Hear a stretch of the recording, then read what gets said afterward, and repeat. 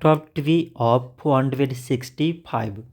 So 465, it can be written as 3 and 155. So 3 times 155 means 465. 155, it can be written as 3 and 51. So 3 times 51 means 155. So now we select the prime numbers among these numbers. So prime numbers here is 3, 3 and 51.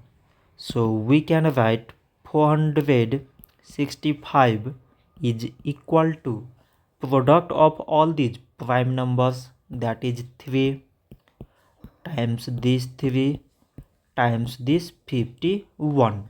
So this much for today, and thanks for watching.